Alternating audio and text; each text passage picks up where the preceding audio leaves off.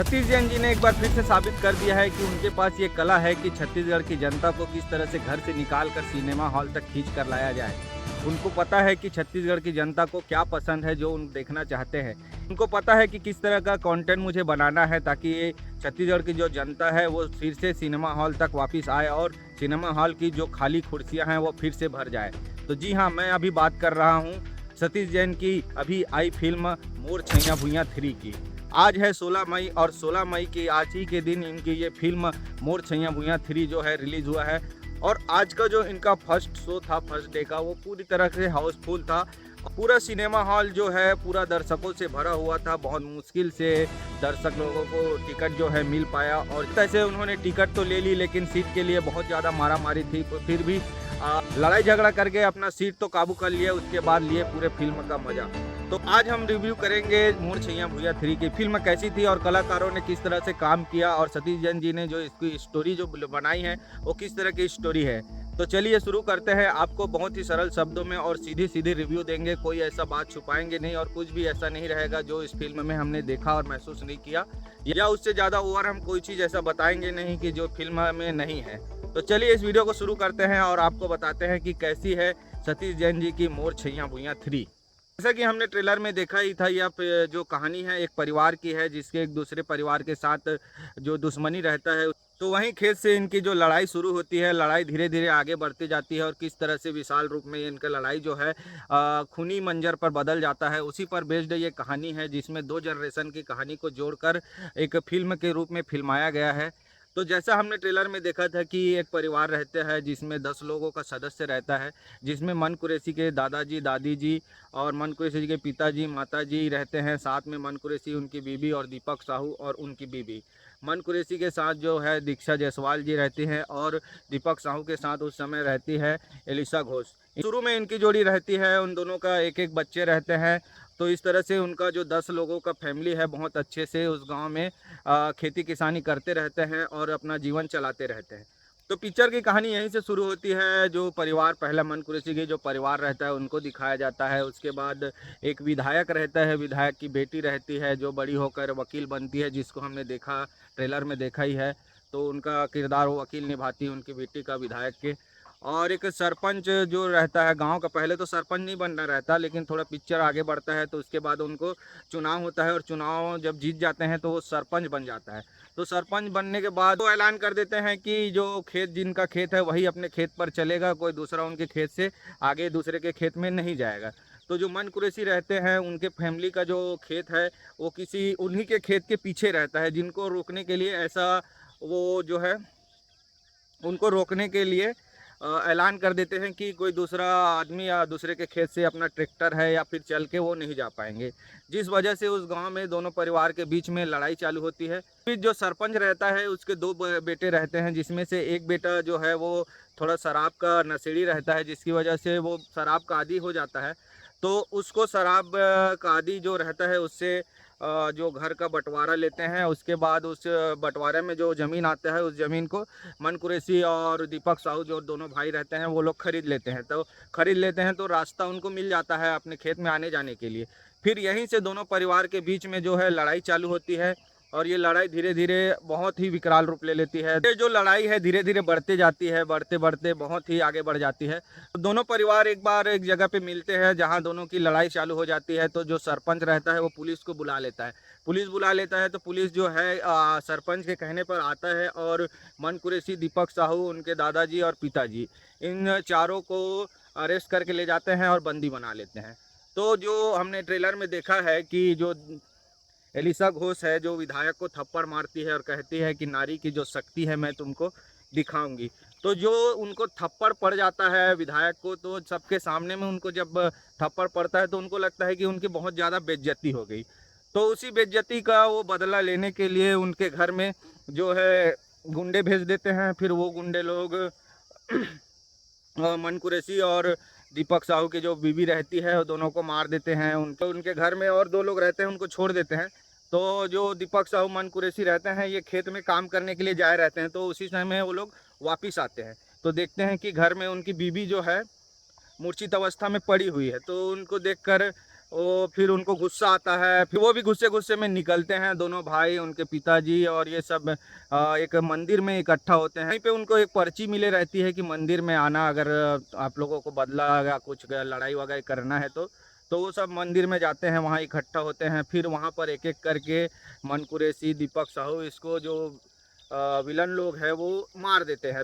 यहाँ पे मार देते हैं, वो लोग ख़त्म हो जाते हैं। फिर उनके जो दादा-दादी और मन कुरैशी की माँ, ये 3 बज जाते हैं, तो उनकी दादी बोलती है, जो बच्चे लोग भी रहते हैं उसी समय खेलते-खालते आ जाते हैं वहाँ पर, देखते हैं कि उनके जो पापा हैं और चाचा हैं उनकी गाड़ी पड़ी हुई है, तो वहाँ पे आ जाते हैं वो लोग। तो उन लोगों को आते देखती है तो उसकी दादी जो है बोलती है ये बच्चे लोगों को बचाना है तो उसको लेके भाग जा। तो फिर यहीं से इसकी कहानी की शुरुआत होती है, कैसे वो दादी माँ उन बच्चों को पालती है, कैसे उनको रखती है, कहाँ लेकर जाती है और किस तरह से दोनों बच्चे बड़े होते हैं, क्या-क्या उनकी ज़िंदगी में जो संघर्ष आता है, उस इसी संघर्ष के बीच में दोनों भाइयों की जो पढ़ाई-लिखाई, उनके जो कॉलेज लाइफ़ है, उनके बारे में हमको देखने को मिलता है। फिर जो वकील आती है, वकील वाला जो एक कहानी है, बीच में एक महिला थी, उनका ज़मीन जो है किसी अग्रवाल मतलब किसी भूमि जो प्लॉट कटिंग करते हैं उनके द्वारा हड़प लिया जाता है, तो किस तरह से वो उसकी ज़मीन को वापस दिलाता है दीपक साहू। ये दीपक साहू का जो डबल रोल है वो पहले तो ख़त्म हो जाता है, फिर उनका डबल रोल आता है, जो उनका बेटा रहता है वो बड़ा होकर फिर से दीपक साहू का रोल जो है वो निभाता है। तो इस तरह से उनकी ज़मीन जो हड़प ली जा रहती है, वो जो लेडीज़ की उसको वापस दिलाता है। उसी तो वापस दिलाने के लिए जो मदद करती है वो वकील ही, जो विधायक की बेटी रहती है वो वकील ही उनको वापस दिलाती है। तो जब वापस दिलाती है तो दीपक साहू को उनसे प्यार हो जाता है। फिर बाद में आगे चल के पता चलता है कि वही जो है उनकी जो बचपन की दोस्त थी वही है। तो इस तरह से उनके बीच में फिर वो विधायक को भी पता चल जाता है। तो इसी तरह से ये कहानी फिर से घूम फिर कर उसी विधायक और उस सरपंच और उसके बेटे के ऊपर आ जाता है। फिर इसी तरह से फिर से उनका जो रंजिश रहता है बढ़ते जाता है, तब पता चलता है उनके दादी के द्वारा कि जो उनके पिताजी और उनके बड़े पापा उसका जो खून करने वाला यही हैं। तो इस तरह से वो दादी उनको बताती है, फिर इनका दोनों का फिर से लड़ाई होता है। और जो भाई उनका रहता है पुलिस में लगा रहता है, बड़ा भाई, वो सुकमा में वो ट्रांसफ़र हो जाया रहता है। तो फिर वहाँ से आता है और दोनों का क्लाइमेक्स होता है, फाइट होता है, दोनों को मार देते हैं। फिर तीनों विलन मार जाता है, तीनों विलन मर जाते हैं, फिर हैप्पी एंडिंग हो जाता है। इसी तरह से ये कहानी समाप्त होती है। आपको ये सब सुन के लगा हुआ ये तो वही कहानी है जो हम पहले के मूवी में, हिंदी मूवी में देखते थे। वही राम लखन की कहानी, वही करण अर्जुन की कहानी, जिसमें उसके परिवार को मार देते हैं। फिर एक उनके परिवार का कोई बच जाता है जो उनको लेके भाग जाते हैं, फिर उनका वहाँ शहर में या किसी दूसरी जगह में जाकर उनका पालन पोषण करते हैं। फिर वही रहता है कि आखिरी आता है और उनको फिर से पता चलता है कि यही लोग हैं जो उनके परिवार को मारे थे। फिर उनका लड़ाई होता है, फिर उनको ख़त्म कर देते हैं। बस यही है कहानी। बचपन से हम देखते आ रहे हैं, वही कहानी देखने को मिला। लेकिन लेकिन यहाँ पर अच्छी बात यह है कि सतीश जैन जी ने इस कहानी को इस तरह से पिरोया है कि वहाँ पर हमको देखने में मज़ा भी आता है और ऐसा कभी लगता नहीं है, बोर भी नहीं लगता कि हमने ये कहानी पहले भी देखा हुआ है। जो जैसा कि हमको लगना चाहिए कि हमने तो ये देखा हुआ है, फिर से यही सीन आने वाला है, ये होने वाला है, लड़ाई होने वाला है। तो ये सब जानते हुए भी इस कहानी में इस तरह से उन्होंने इस कहानी को घुमाकर, कैमरे का एंगल है, जो डायरेक्शन है, वो सब बहुत ही अच्छे से और कॉमेडी लाइन जोड़ते हुए जिस तरह से बात किया गया है और जिस तरह से कैरेक्टर का उन्होंने चयन किया है, तो ये सब देखते हुए बहुत ही अच्छा उन्होंने डायरेक्ट किया है इस मूवी को और बहुत ही अच्छी स्टोरी के साथ दर्शकों के बीच लाई है, जो बहुत पसंद भी कर रहे हैं दर्शक। जिस तरह से हाउसफुल, पहला ही शो हाउसफुल था, तो इससे उम्मीद लगाया जा सकता है तो आगे भी ये मूवी अच्छा खासा कलेक्शन करेगी, इतना तो उम्मीद रखते हैं।